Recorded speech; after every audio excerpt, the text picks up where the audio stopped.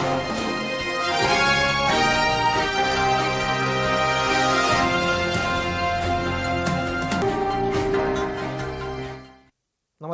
स्वागत है आपका न्यूज 80 पर। मैं हूं आपके साथ राहुल राणा। लोकसभा चुनाव से पहले आरएलडी नेताओं में क्या कोई सेंधमारी कर रहा है?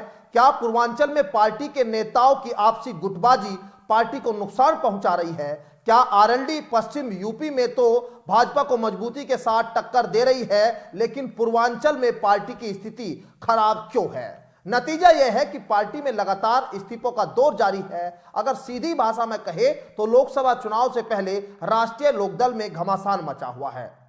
पूर्वांचल में पार्टी के बड़े नेता लगातार इस्तीफा दे रहे हैं और पार्टी की नीतियों पर सवाल उठा रहे हैं। दूसरी ओर प्रदेश अध्यक्ष ने सदस्यता रसीदों में पैसे की गड़बड़ी का दावा यहां किया है। उन्होंने कहा है कि हिसाब मांगने पर कुछ नेताओं ने इस्तीफा दे दिया। एक दिन पूर्व ही पार्टी के कार्यकारी प्रदेश अध्यक्ष मंजीत सिंह, युवा रालोद के राष्ट्रीय सचिव अमित कुमार पटेल और अल्पसंख्यक प्रकोष्ठ के प्रदेश अध्यक्ष आरिफ मोहम्मद ने पद और पार्टी दोनों से इस्तीफा दे दिया।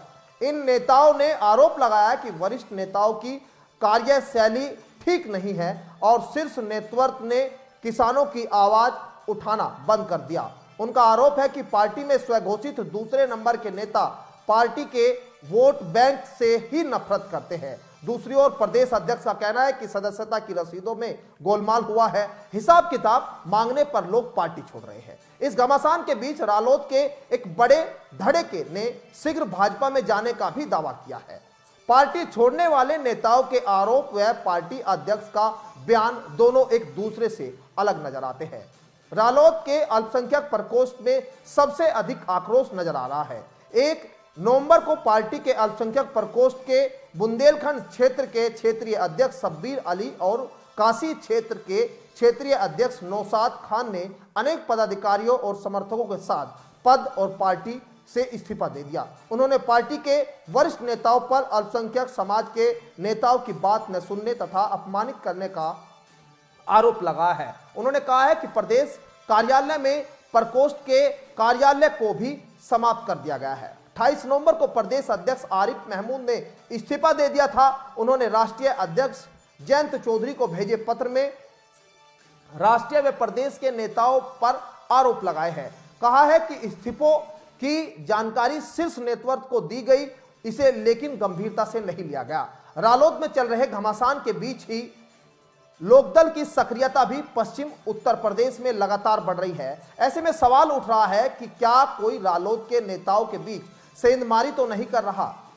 बता दें कि रालोद और लोकदल की सियासी लड़ाई भी पुरानी है। वर्ष 1974 में चौधरी चरण सिंह ने भारतीय लोकदल नाम से अपनी पार्टी बनाई थी। 1977 में इंदिरा गांधी का मुकाबला करने के लिए कई नेताओं ने अपनी पार्टी का विलय कर जनता पार्टी बनाई थी। 1977 में कांग्रेस पार्टी को हराकर जनता पार्टी ने केंद्र में सरकार बनाई। 1980 में मतभेदों के कारण जनता पार्टी टूट गई। चौधरी चरण सिंह ने लोकदल बनाया और 1987 में चौधरी चरण सिंह के देहांत के बाद लोकदल पर कब्जे की लड़ाई छिड़ गई। बाद में यह लड़ाई चुनाव आयोग पहुंच गई और पार्टी पर दावा करने वालों में चौधरी चरण सिंह के बेटे अजीत सिंह भी शामिल थे, लेकिन उनकी मंशा पूरी नहीं हुई। तब अजीत सिंह ने राष्ट्रीय लोकदल के नाम से पार्टी बना ली थी। दूसरी ओर कानूनी लड़ाई के बाद लोकदल अलीगढ़ के जाट नेता राजेंद्र चौधरी के हाथों में पहुंच गई और उन्हीं के बेटे सुनील चौधरी अब इसके अध्यक्ष हैं। लोकसभा चुनाव से पहले लोकदल ने रोड शो के साथ होर्डिंग प्रचार शुरू कर दिया। लोकदल सभी सीटों पर चुनाव लड़ने का दावा कर रही है। इससे रालोद के लिए चुनौती और बढ़ सकती है, सवाल यह भी है। लेकिन इस रिपोर्ट पर आप क्या सोचते हैं वो जरूर कमेंट बॉक्स में बताइए। फिलहाल मेरे साथ इतना ही, मुझे दीजिए इजाजत। नमस्कार।